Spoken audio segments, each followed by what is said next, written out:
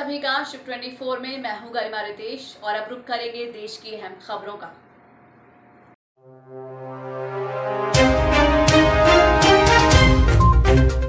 केरल में 2 दिन के कंप्लीट लॉकडाउन का ऐलान। ममता बनर्जी का मिशन 2024 के लिए किया ऐलान। अब मोदी के गृह राज्य में चुनौती देगी ममता।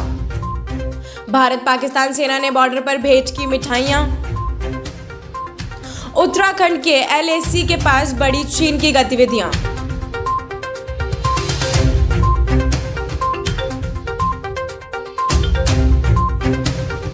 निभा रहे हैं विभाजन के समय का वादा मोहन भागवत। प्रदर्शनकारी किसान चलाएंगे अपनी संसद। राज्य सरकारों ने भी माना ऑक्सीजन की कमी से मौत नहीं। बर्ड फ्लू आदमी से आदमी में संक्रमण दुर्लभ। वेंटिलेटर पर पड़े पति के स्पर्म में मातृत्व की चाहत। आइए आप जानते हैं खबरें विस्तार से।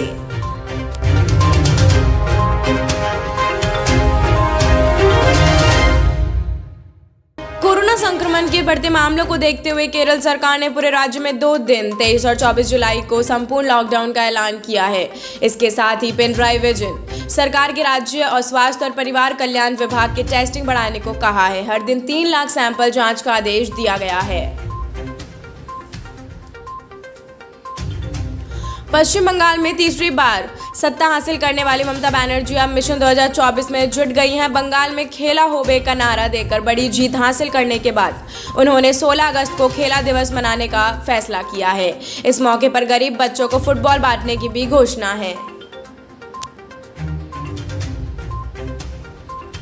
बंगाल विधानसभा चुनाव में भारी बहुमत हासिल करने लगातार तीसरी बार मुख्यमंत्री बनी ममता बनर्जी की नजरें अब दिल्ली पर हैं। बुधवार को ममता बनर्जी के पोस्टर पीएम मोदी के गृह राज्य गुजरात के अहमदाबाद में भी दिखे।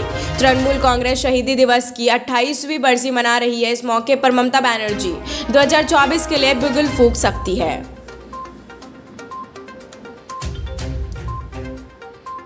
सीमा सुरक्षा बल और पाकिस्तान रेंजर्स ने बुधवार को सीमा के विभिन्न स्थलों पर ईद उल अजहा के अवसर पर एक दूसरे को मिठाइयां भेंट की।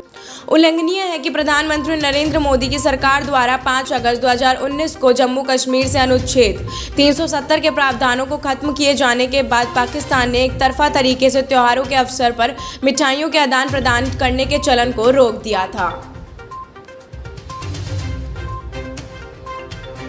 लद्दाख में भारत के साथ सैन्य टकराव में जुड़े चीन दूसरे इलाकों में भी गतिविधियां बढ़ाने लगा है। उत्तराखंड के भरौती इलाके के लाइन ऑफ एक्चुअल कंट्रोल के पास चीनी सैनिकों की गतिविधियां देखी गई हैं। हाल ही में दोनों देशों के विदेशी मंत्रियों के बीच मुलाकात हुई है और उन्होंने बातचीत के जरिए विवाद को सुलझाने की बात दोहराई है।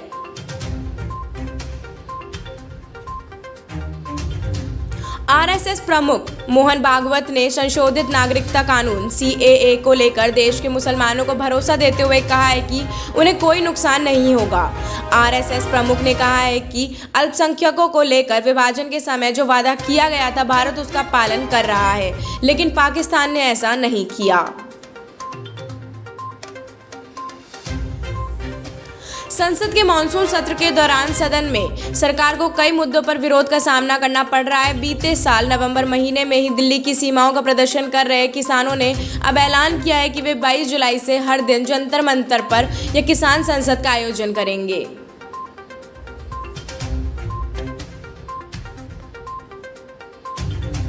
केंद्र सरकार की ओर से ऑक्सीजन की कमी के चलते कोई मौत न होने का दावा करने के बाद अब राज्य सरकारें भी इससे सहमति जता रही हैं। तमिलनाडु, बिहार, मध्य प्रदेश की सरकारों ने कहा है कि उनके राज्य में ऑक्सीजन की कमी के चलते मौत की एक भी घटना दर्ज नहीं की गई है। अब ऐसा ही दावा महाराष्ट्र सरकार ने भी किया है। एवियन इन्फ्लुएंजा में देश से पहले मौत की पुष्टि के बाद अखिल भारतीय आयुर्विज्ञान संस्थान के प्रमुख रणदीप गुलेरिया ने बुधवार को कहा है कि H5N1 वायरस का मानव से मानव में संक्रमण बहुत दुर्लभ है। घबराने की कोई जरूरत नहीं है। डॉक्टर गुलेरिया ने कहा है कि लेकिन पोल्ट्री के निकट काम करने वाले लोगों को निश्चित तौर पर एहतियात बरतना चाहिए और साफ सफाई रखना चाहिए। गुजरात में कोरोना की वजह से एक मरीज वेंटिलेटर पर अंतिम सांसें गिन रहा है, मगर मरीज की पत्नी ने उसके स्पर्म से मातृत्व धारण करने की इच्छा जताई है। उसने IVF तकनीक के जरिए उसके स्पर्म से बच्चा पाने की गुहार लगाई है, जिस पर गुजरात हाईकोर्ट ने मंजूरी दे दी है। न्यूज में फिलहाल बस इतना ही। देश और दुनिया की तमाम अहम खबरों के लिए जुड़े रहिए शिव 24 के साथ।